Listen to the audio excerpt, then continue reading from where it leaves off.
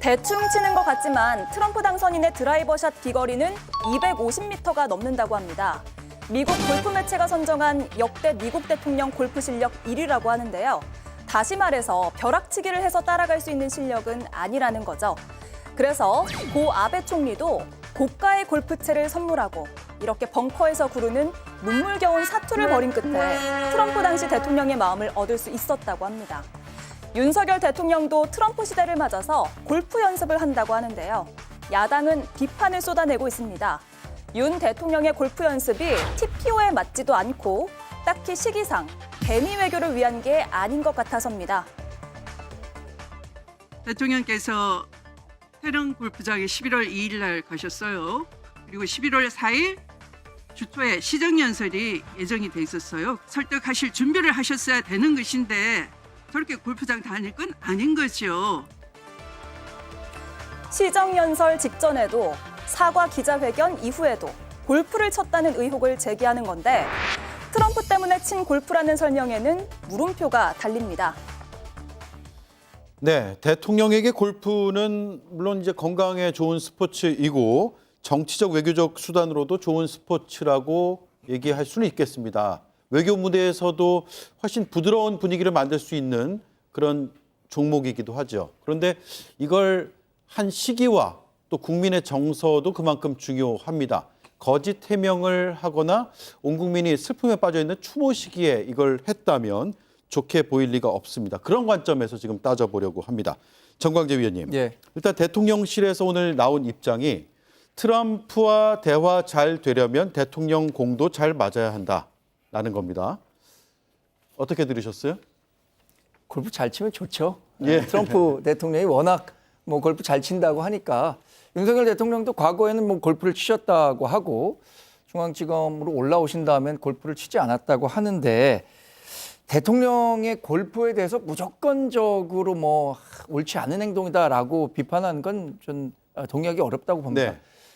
제가 알기로 지난해 우리나라 골프 내장객이 한 5천만 명 정도 됩니다. 물론 누적 내장객이 많기 때문에 프로야구가 한 1,000만 명 관객 동원한다고 해요. 그만큼 이제 이 골프가 뭐 아직까지는 고급 스포츠지만 일반적으로 이제 대중화됐다고 얘기를 합니다. 그러니까 예.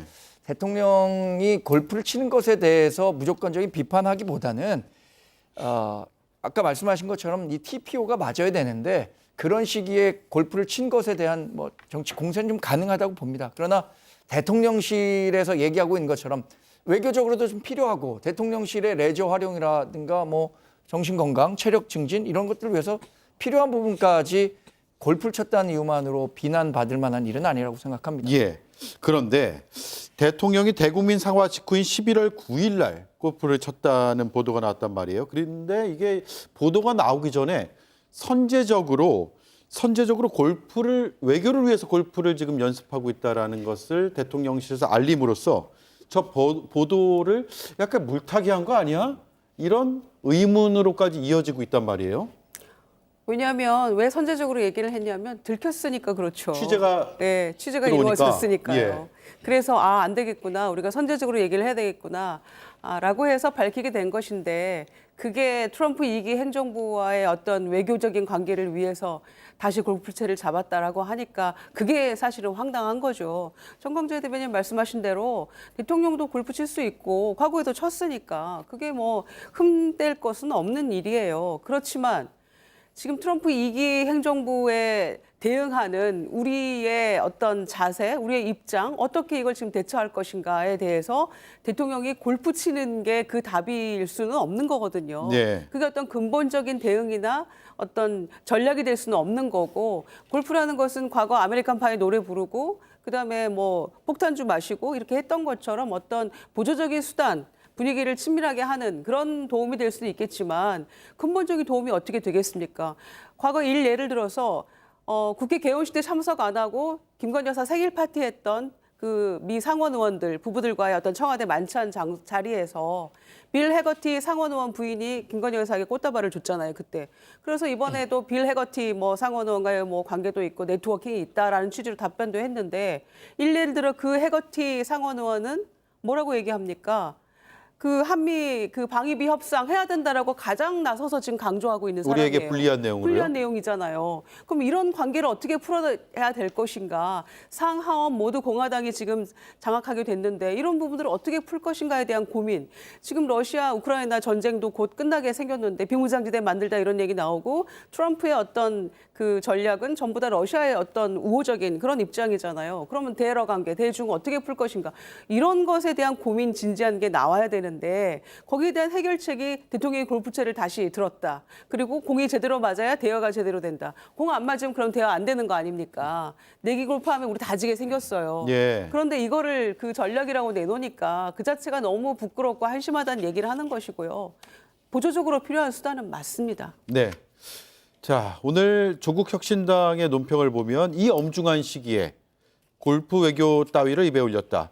골프채 잡기 전에 민심 읽는 감부터 잡으라라고 조국 혁신당 김보엽 대변인이 아닌 강미정 대변인이 밝혔네요. 예. 제가 만약 대통령실에 근무를 했다면 그렇게 얘기하지 않았을 것 같아요. 대국민 담화 기자회견 뒤에 대통령이 몹시 심신이 지쳤다. 예. 그러므로 골프를 즐길 수 있는 거 아니냐. 주말이고 평일도 아닌데 그닥 문제 삼지 않아줬으면 좋겠다. 이렇게 얘기를 하면 누가 뭐라고 합니까? 상당히 설득력이 있잖아요. 그런데 골프 외교를 얘기를 한 건 말이 안 됩니다. 대통령이 읽을 게 얼마나 많습니까?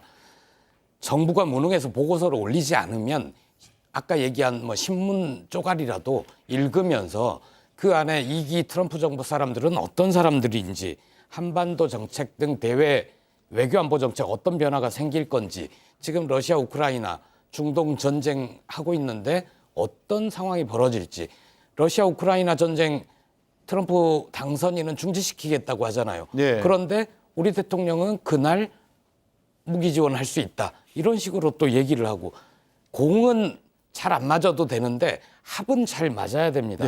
예. 트럼프가 골프 칠 거니까 연습 좀 해오라고 하지 않았을 거잖아요. 말이 되는 얘기를 좀 해야 되는데 대통령의 수준이 저러니 대통령을 보좌하는 참모들의 수준도 저런 것 같습니다. 저는 한마디만 붙이자면 지금 대통령의 국정 지지율이 굉장히 낮잖아요. 그러니까 윤석열 대통령의 행보에 대해서 좀 좋은 거를 하려고 하더라도 이미 선글라스를 끼고 보는 국민들이 많은 것 같아서 예. 저는 좀 아쉬운 측면도 있다고 봅니다. 윤석열 대통령 정말 열심히 하려고 하는 측면도 있거든요. 그런데 지금 너무 낮은 지지율 때문에 그게 이제 국정 지지율로 연결되지 않는다는 거죠. 상당히 안타까운데 이 국정 지지율 그래서 끌어올리지 않고는 남은 2년 6개월이 굉장히 어렵다고 보고, 국정 지지율을 계속 발목을 잡고 있는 게 가장 큰 이유가 김건희 여사를 둘러싼 리스크라는 거는 여기 계신 모든 분들이 다 알고 있고 네. 아마 대통령실에 계신 분들도 알고 있을 거예요. 그러니까 그런 부분들에 대해서 좀 해소한 모습을 적극적으로 보인다면 적어도 지금 뭐 골프 연습을 했다라는 것에 대해서 이렇게 비판받을 만한 일은 전 아니라고 생각합니다. 네. 개인적으로. 그런데 뭐 대통령도 골프 칠 수 있죠. 근데 엉뚱하게 트럼프 당선인 핑계를 댄 게 문제라고 전 생각이 돼요. 그리고 민주당에서 제기하는 의혹을 보면 올해 8월, 9월에도 대통령 골프 친 것으로 지금 보이거든요. 근데 8월에 골프 친 기간은 을지훈련 기간 중이에요. 그러니까 요새는 명칭이 을지 프리덤 쉴드 훈련으로 바뀌었습니다만 이게 한국군하고 미군하고 전쟁 대비하는 훈련을 하는 거란 말이에요. 오래됐죠. 명칭은 몇 번 바뀌었습니다만. 근데 국군 통수권자가 딴 때도 아니고 을지훈련 기간 중에 골프 쳤다? 예. 그게 정말 사실이면 아무리 윤석열 대통령 군 면제받아서 군대 안 다녀오셨습니다만 국군 통수권자로서는 정말 자격 없는 겁니다. 예. 8월 19일부터 29일까지 을지 훈련 연습 기간에 골프를 친 게 아니냐는 의혹이 국회에서 제기가 됐고요. 야당에서요. 8월 24일이 부천 호텔 화재 추도 기간이고, 그런데 그때 한성대 CC 방문, 그리고 8월 31일에 태릉 CC 방문, 9월 7일에 남수원 CC 방문, 의혹이라고 지금 야당에서는 이야기하고 있습니다. 관계 아니냐 이렇게 의문을 제기하는 거죠. TPO가 맞지 않았다라는 얘기입니다. 자, 그리고 추미애 의원의 주장이 앞서 저희가 좀 들어봤는데 미국 대선 전에도 쳤다. 그러니까 지금 트럼프 당선된 뒤에 트럼프와의 외교를 위해서 준비했다라는 이른바 핑계를 댔다라고 말씀하셨는데 트럼프 당선 전에도 쳤다라는 의혹까지 제기를 해서 이런 얘기까지 해야 되나 싶지만 일단 그 의혹 제기부터 들어보겠습니다. 대통령께서 태릉 골프장에 11월 2일 날 가셨어요. 그런데 11월 2일 날 무슨 일이 있습니까?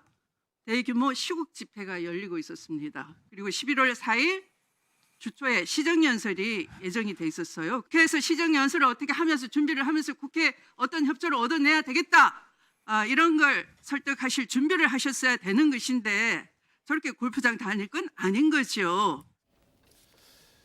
네, 그러니까 시정연설 전이기도 한데, 그러니까 시정연설은 가지 않고 그 전에 이제 골프는 쳤다, 뭐 이런 이제 주장인데 그걸 이제 시간상으로 보면 대선 전이란 말이에요. 그렇죠. 미국 대선은 11월 5일, 우리나라 시간으로는 11월 6일에 결과가 나왔으니까요.